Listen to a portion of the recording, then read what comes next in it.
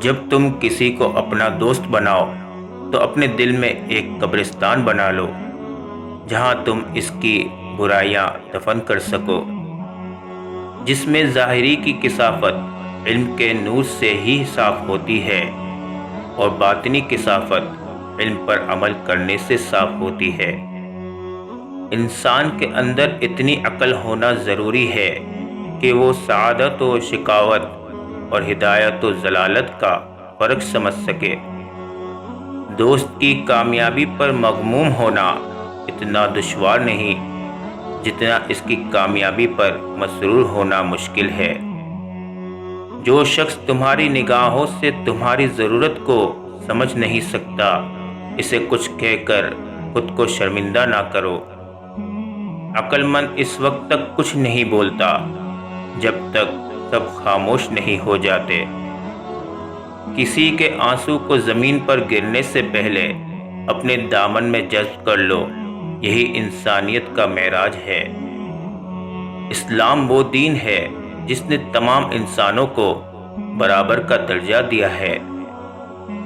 یہ دنیا ایک بینک کی طرح ہے، آج اس میں جو جمع کرو گے کل قیامت والے دن اس میں سے وہی ملے گا۔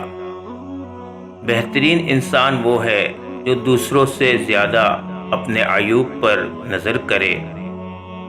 تم حق بات کہنے سے مت ڈرو، کیونکہ نہ کوئی تمہیں موت دے سکتا ہے اور نہ کوئی تمہارا رزق کم کر سکتا ہے۔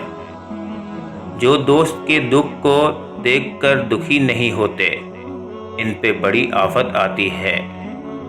ملنے کے صرف دو ہی معیار ہوتے ہیں، خون ملتا ہو یا خیالات ملتے ہو۔ ہنر انسان کا سب سے بڑا دوست ہے۔ شوہر کو غلام بنانے والی بیوی غلام ہی کی بیوی کہلاتی ہے۔